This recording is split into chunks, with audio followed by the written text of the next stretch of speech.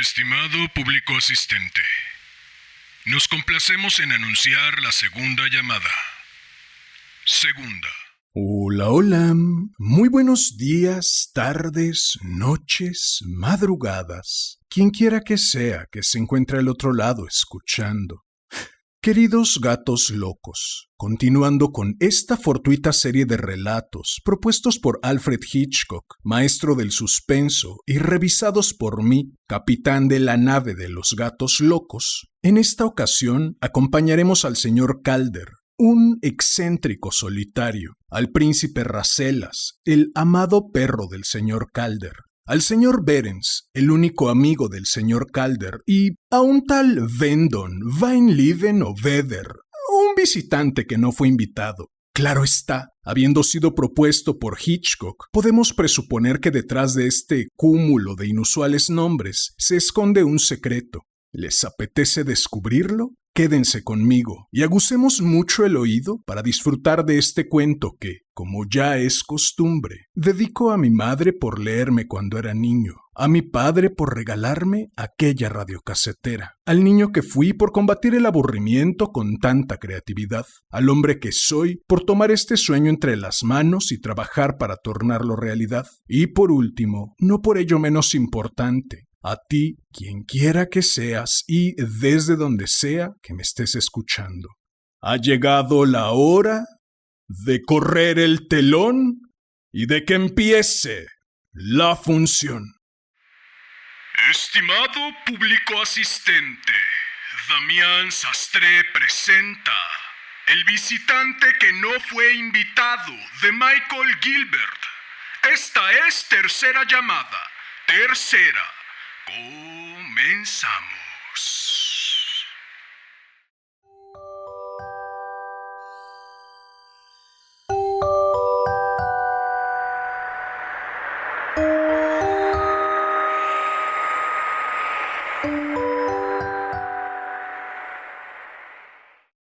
El señor Calder era un hombre silencioso, solitario y generoso en todo, capaz tanto de regalar una cesta de cerezas o de setas, como de practicar una eficiente primera ayuda a un niño que se hubiera caído. Era muy querido por los chiquillos, mas la admiración de estos estaba reservada al perro del señor Calder.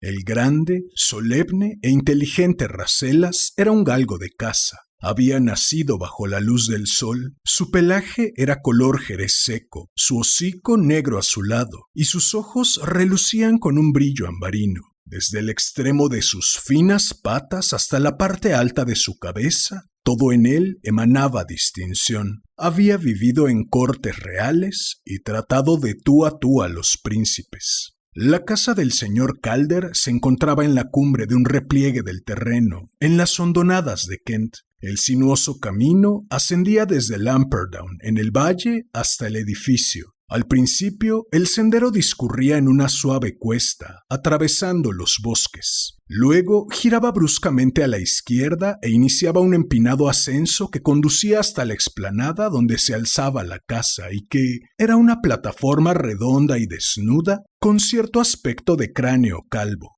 El sendero solo conducía a aquella edificación y acababa frente a su puerta. Más allá, una serie de caminitos discurrían a través de los terrenos del señor Calder y se introducían en los bosques que se hallaban tras estos. Se trataba de unos bosques de exuberante vegetación, en los que abundaban las campanillas, las amapolas, los castaños, los árboles añosos y los fantasmas. Aquellos bosques no pertenecían al señor Calder, sino que, en teoría, eran propiedad de una asociación de hombres de negocios de las ciudades de Medway, que en otoño e invierno acudían allí para cazar aves. Cuando el sonido de las escopetas anunciaba la presencia de los cazadores, el señor Calder llamaba a Rasselas al interior de la casa. Durante el resto del tiempo, el enorme perro vagaba libremente por el jardín y por las tierras que constituían los dominios del señor Calder. Sin embargo, el animal nunca se perdía de vista, ni iba más allá del alcance de la voz de su amo. Los niños decían que el perro hablaba con su dueño y tal vez aquello no estuviera muy lejos de la verdad.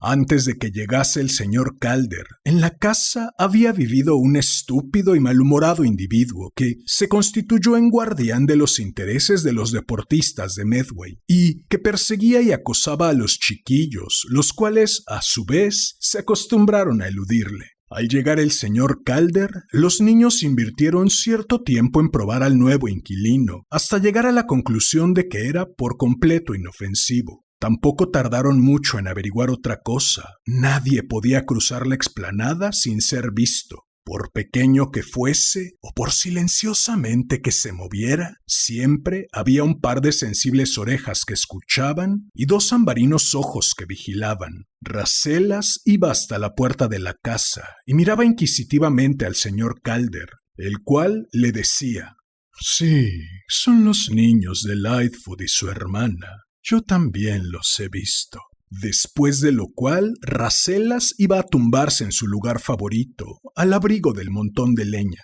Aparte de los niños, las visitas en aquella casa eran muy poco frecuentes. A diario, el cartero ascendía en bicicleta hasta el edificio. Los camiones de los proveedores llegaban en los días establecidos. El pescadero los martes, el de la tienda de ultramarinos los jueves, el carnicero los viernes. Durante el verano, ocasionales caminantes atravesaban la explanada sin advertir que el dueño de la casa era informado de su presencia desde que aparecían hasta que se perdían de vista. El único visitante asiduo era el señor Behrens, el maestro retirado, que vivía en el extremo del valle, a 200 metros del pueblo de Lamperdown, en una casa que en tiempos fue la del rector. El señor Behrens criaba abejas y vivía con su tía. Su cabeza siempre inclinada hacia adelante, su piel oscura y llena de arrugas, sus pequeños ojos y su malhumorada expresión le hacían parecer una tortuga despertada a destiempo de su sueño invernal. Una o dos veces a la semana, en verano o en invierno, el señor Behrens se ponía su curioso sombrero de tweed. Tomaba su delgado bastoncito y ascendía a la colina para tomar el té con el señor Calder. El perro conocía y toleraba al señor Behrens, el cual le rascaba la cabeza comentando: «Racelas, es un nombre tonto.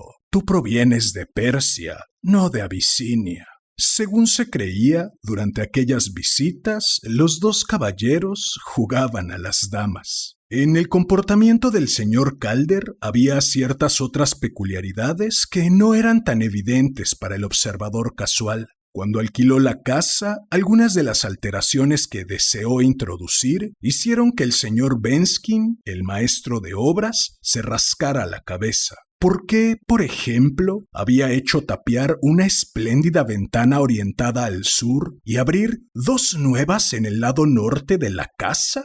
Las explicaciones del señor Calder fueron muy vagas. Dijo que le gustaba disfrutar de una amplia perspectiva y poder saturar sus pulmones de aire fresco. Entonces, el señor Benskin preguntó que, en ese caso, ¿por qué había hecho instalar gruesas persianas en todas las ventanas del piso bajo y chapas de acero tras la madera de las puertas delantera y trasera? Estaba también el curioso asunto de la línea telefónica. Cuando el señor Calder mencionó que había solicitado que le instalaran el teléfono, Benskin se rió. No era de creer que la compañía, abrumada por el trabajo de la posguerra, fuera a llevar su línea de postes a 1,5 kilómetros de distancia para servir a una solitaria casa. Sin embargo, el señor Benskin se equivocó en dos aspectos. La compañía no solo instaló el teléfono con sorprendente rapidez, sino que llegó hasta el extremo de cavar una zanja y conducir la línea bajo tierra. Al enterarse de esto, el señor Benskin anunció a la opinión pública desde el León de Oro que siempre tuvo la seguridad de que en el señor Calder había algo muy extraño. «Es un inventor», dijo. «No me cabe la menor duda de que eso es lo que es. Un inventor. Cuenta con el apoyo del gobierno. De otra forma, ¿cómo podría haber conseguido una línea telefónica como la que le han instalado? Si el señor Benskin hubiera podido observar a Calder cuando, por las mañanas, se levantaba de la cama, el hombre se hubiera ratificado en su opinión, ya que es un hecho bien conocido que los inventores son una gente muy estrafalaria, y la rutina mañanera del señor Calder no podía ser más extraña. En verano e invierno, el hombre se levantaba media hora antes del amanecer. No encendía las luces, sino que, armado con una gran linterna, descendía al piso de abajo, seguido muy de cerca por Racelas, y efectuaba una minuciosa inspección de las 3 habitaciones de la planta baja. En los bordes de las persianas había ciertos alambres finísimos y casi imperceptibles a simple vista. Una vez se convencía de que aquello estaba en orden, el señor Calder subía de nuevo a su cuarto y comenzaba a vestirse. Para entonces era ya casi de día. Las tinieblas se retiraban de los desiertos prados, haciendo que los fantasmas volvieran a esconderse en los bosques cercanos. El señor Calder tomaba de la cómoda unos grandes prismáticos navales, se sentaba frente a la ventana y examinaba cuidadosamente los contornos de sus dominios. Nada escapaba a su atención: unas zarzas que obstruían un pequeño sendero, una torcida rama de árbol junto a la charca, un montoncito de tierra al lado del seto.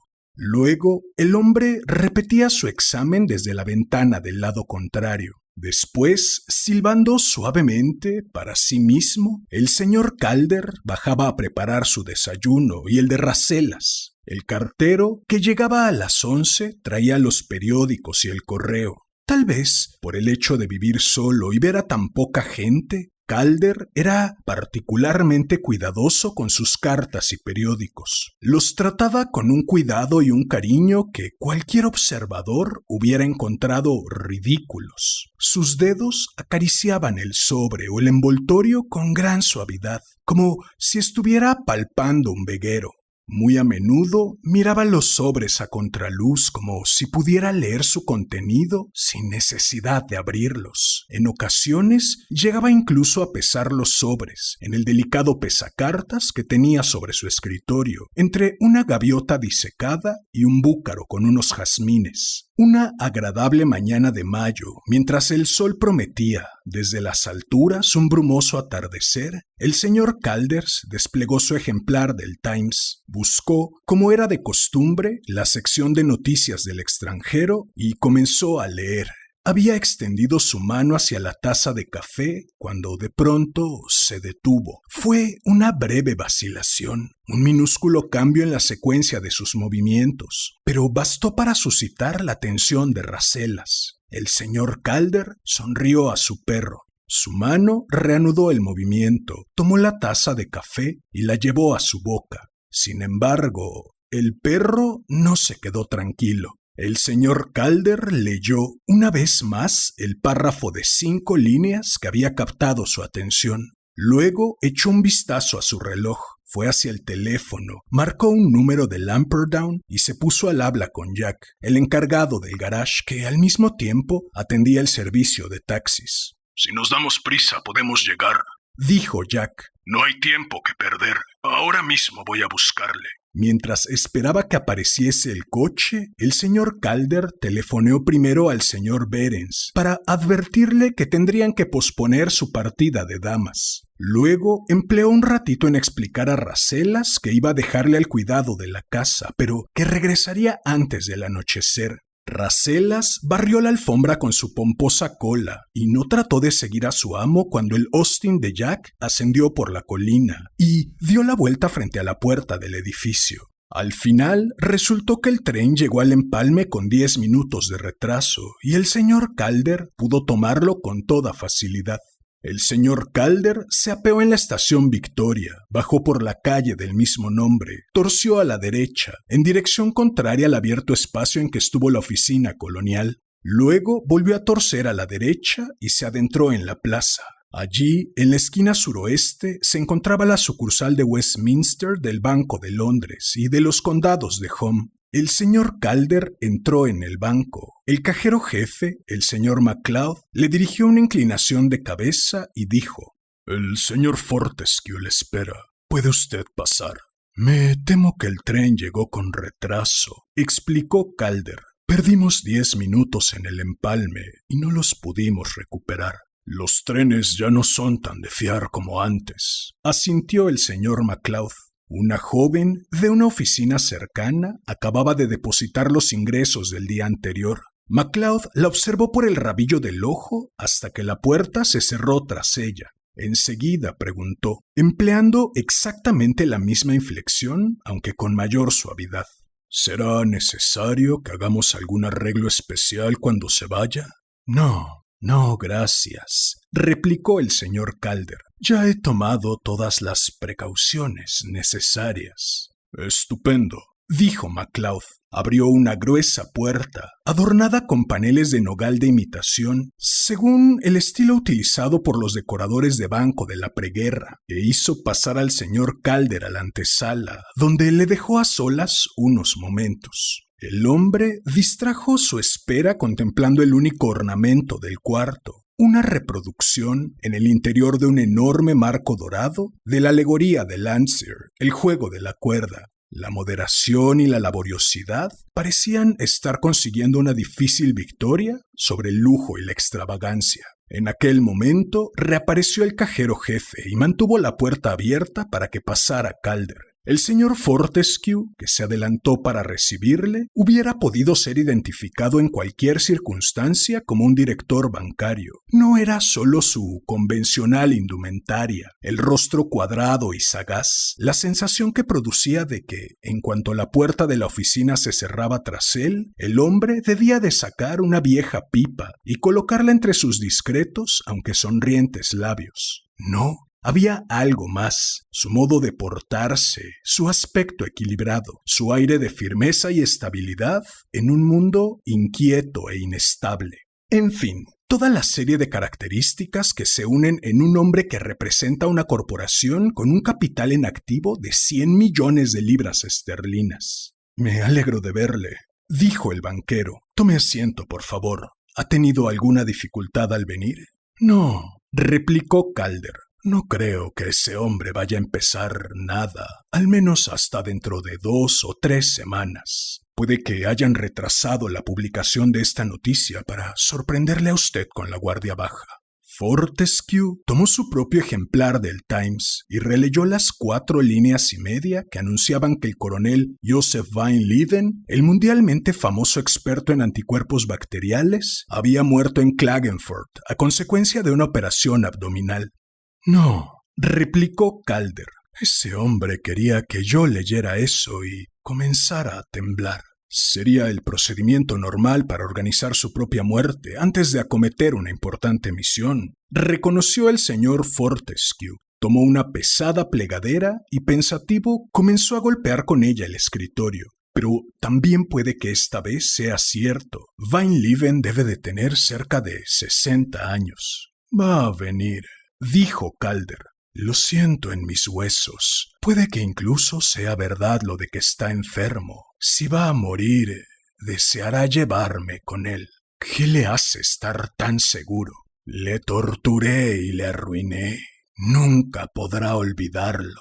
Desde luego, replicó Fortescue. Dirigió la punta de la plegadera hacia la ventana y apuntó con el cortapapeles como si fuera una pistola. Probablemente está usted en lo cierto. Trataremos de detenerle en el puerto y ponerle a buen recaudo, pero no podemos garantizar que no consiga meterse en el país. De todas maneras, si trata de operar, tendrá que delatar su presencia. ¿Cuenta usted con una protección permanente? ¿Desea alguna medida extraordinaria? El señor Calder pensó que el banquero lo mismo podía haber estado hablando con un cliente. ¿Cuenta usted con el crédito normal? ¿Desea alguna disposición extra, señor Calder? El banco está para servirle. En el hecho de tratar la vida y la muerte como si fueran entradas en un mismo libro de caja, había algo que al mismo tiempo resultaba grotesco y confortante. No estoy muy seguro de desear que ustedes le detengan, replicó Calder. No nos encontramos en guerra. Lo único que podrían hacer es deportarle. Casi sería más satisfactorio que le dejaran seguir adelante. ¿Sabe una cosa?, preguntó Fortescue. A mí se me había ocurrido la misma idea.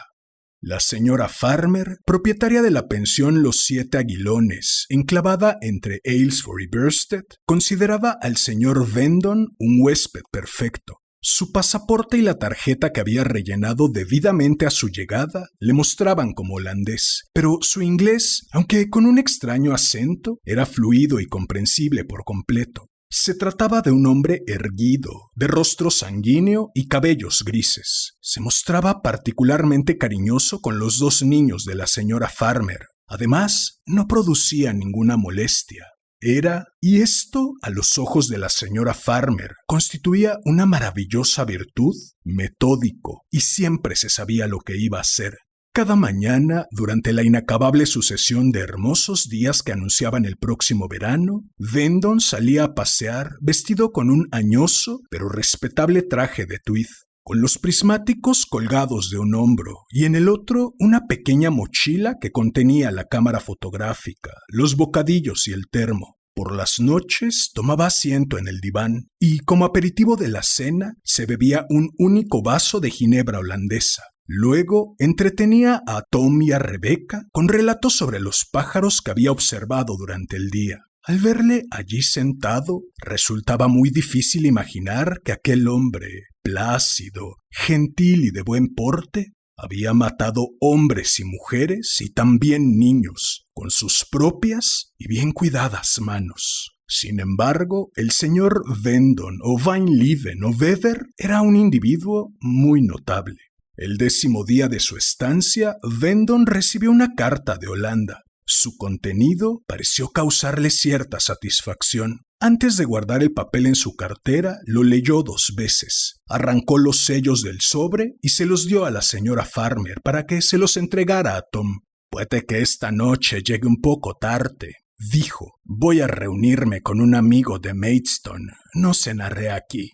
Aquella mañana, Vendon preparó con particular cuidado su mochila y en el cruce de Aylesford tomó el autocar de Maidstone. Había anunciado que iba a ir a Maidstone y Vendon nunca decía mentiras innecesarias. Después de aquello, sus movimientos se hicieron un poco complicados, pero a las 4 en punto se encontraba a seguro en una seca acequia al norte de la antigua rectoría de Lamperdown. En ese lugar, Vendon, mientras se tomaba un bizcocho, se dedicó a observar el camino que conducía a la casa. A las 4:15 llegó el taxi de Jack. La tía del señor Behrens salió del edificio, llevando, pese a lo caluroso del día, abrigo, guantes y una bufanda más bien chillona. La mujer se instaló en el asiento trasero del coche y el señor Behrens le pasó su cesta de compra. Hizo un gesto de despedida y volvió a meterse en su domicilio. 5 minutos más tarde, el señor Vendon llamó a la puerta delantera del edificio. Behrens acudió a la llamada y pestañeó al ver la pistola que había en la mano de su visitante. «Debo pedirle que se vuelva y camine frente a mí», dijo Vendon. «¿Por qué he de hacerlo?», preguntó el señor Behrens. En su tono había más irritación que alarma. «Si no me obedece, le mataré», explicó Vendon, y por su forma de decirlo, se comprendía que estaba dispuesto a cumplir su amenaza. El visitante empujó a Behrens hacia una puerta, y tras unos momentos el dueño de la casa preguntó: «¿Y ahora a dónde? Este parece la clase de sitio que yo deseaba encontrar. Abra la puerta y métase dentro, pero hágalo todo muy despacio». Se trataba de un cuarto pequeño y oscuro, dedicado a guardar sombreros, abrigos, bastones, viejas raquetas de tenis, mazos de croquet, velos para protegerse de las abejas y cosas por el estilo. «Excelente», dijo Vendon. Cogió el anticuado sombrero de tweed y el bastoncito que siempre llevaba el señor Behrens en sus paseos por los contornos. Una ventana pequeña y una puerta fortísima. ¿Qué más podría pedirse? Observando aún fijamente al señor Behrens, Vendon dejó el sombrero y el bastoncito sobre la mesa del vestíbulo, metió la mano derecha en el bolsillo de su propia chaqueta y sacó un objeto metálico de extraña apariencia. Quizá usted no haya visto nunca una de estas cosas. Funciona partiendo del mismo principio que las granadas Mills, pero resulta 6 veces más potente y aparte de explosiva, es incendiaria. Cuando cierre esta puerta, echaré los pestillos y colgaré la granada del de arriba. El más mínimo movimiento la hará caer. Le advierto que se trata de un artefacto lo bastante poderoso para echar abajo la puerta. De acuerdo, dijo Behrens, pero no se descuide. Mi tía regresará pronto. No hasta las 8 si se atiene a su horario de la semana pasada, replicó Vendon con conocimiento de causa. Cerró la puerta, echó los pestillos superior e inferior y colgó la granada, con artístico cuidado, del de arriba. El señor Calder acabó su té a las 5 en punto, y poco después se dirigió hacia un extremo del jardín, donde estaba reparando la cerca. Rasselas permanecía tranquilamente tumbado a la sombra del montón de leña. La dorada tarde iba transformándose poco a poco en anochecer. Rasselas movió levemente el hocico para librarse de una mosca. A un lado oía al señor Calder, cavando con su azada sobre la piedra caliza de la cima de la colina. Mientras realizaba su trabajo, Calder refunfuñaba. Más allá, a unos 4 sembrados de distancia, un caballo se libraba de las moscas tirando pequeñas coces y corveteando. Luego, a la izquierda, allá a lo lejos, Rasselas captó un sonido familiar, el clic de un bastoncito metálico al golpear contra una roca. A Rasselas le gustaba dar la bienvenida, en particular a aquel amigo de su amo, pero dignamente esperó hasta que en su campo visual apareció el familiar Tweed. Entonces el animal se puso en pie y trotó suavemente hacia el camino. La fuerza de la costumbre era tan potente y las impresiones óptica y visual resultaban tan familiares que hasta los 5 agudos sentidos de Rasselas se confundieron, pero su instinto estaba alerta. La figura se encontraba aún a una docena de pasos y avanzaba con toda confianza. Entonces Rasselas se detuvo. Sus ojos examinaron al paseante. La apariencia, el sombrero, los sonidos, todo estaba en orden, pero la forma de andar era distinta, más rápida y decidida que la de su viejo conocido. Y sobre todo, el olor también era otro. El perro gruñó y luego se agazapó como para saltar. Sin embargo, el que saltó fue el hombre. Lo hizo directamente hacia el animal. Su mano derecha salió de debajo de la chaqueta y el pesado bastón cruzó el aire con brutal fuerza. Rasselas se movía y por eso el golpe no le alcanzó en la cabeza, sino que le dio de pleno en la parte trasera del cuello. El animal se desplomó sin lanzar un gemido.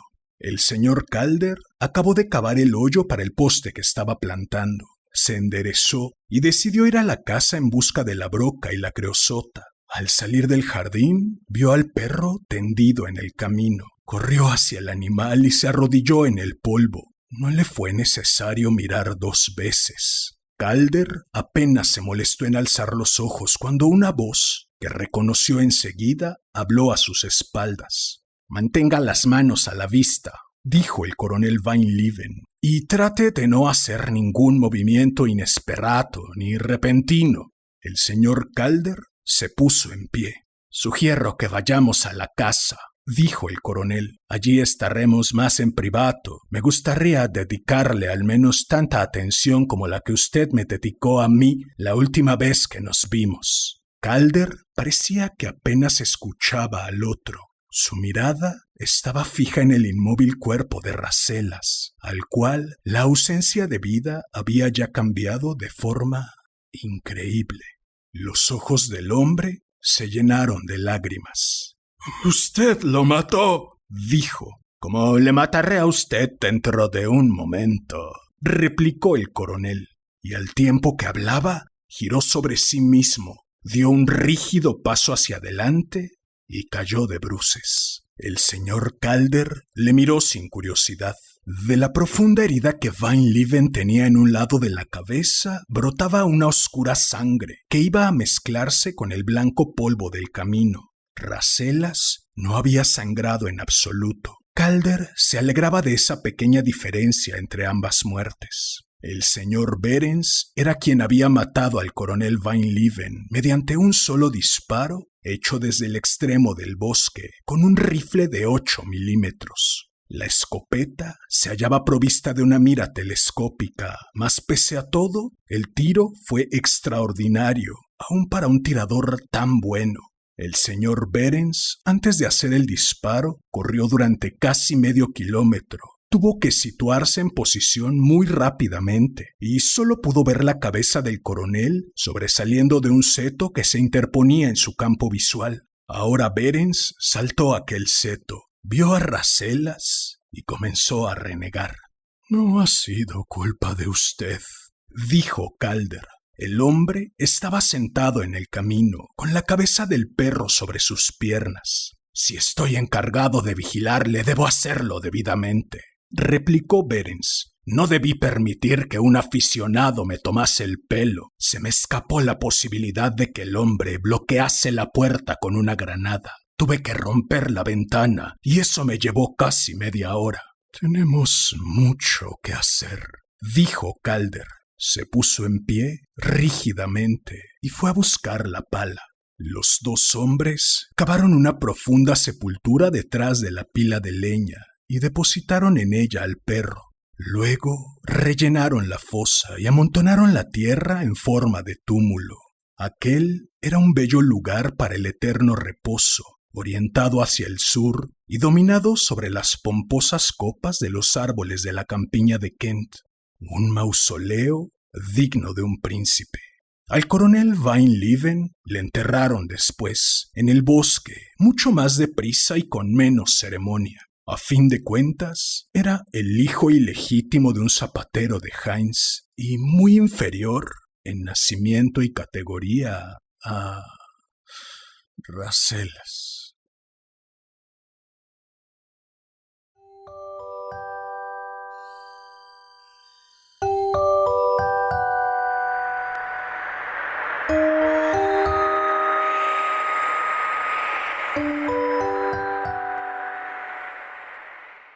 Bien, pues eso fue El visitante que no fue invitado, de Michael Gilbert. Espero que lo hayas disfrutado. Si fue así, agradecería enormemente que me ayudaras suscribiéndote y activando la campanita, dejando un comentario, dando manita arriba, compartiendo, difundiendo. Vale, yo solo preguntaré, ¿a cuántos Calder, Behrens o Vainleven habremos cruzado sin siquiera imaginarlo? Personajes que aparentan ser completamente inofensivos y en realidad son inusualmente peligrosos, incluso letales. Según Robert Hare, doctor en psicología e investigador en psicología criminal, 1 de cada 100 personas es psicópata. Ergo, podemos estar seguros que cada vez que salimos a la calle, tenemos una probabilidad considerable de cruzar frente a frente con un o una psicópata. Y recordando que suelen ser encantadores, quizá incluso le hayamos o nos haya sonreído. Ahí se los dejo de tarea.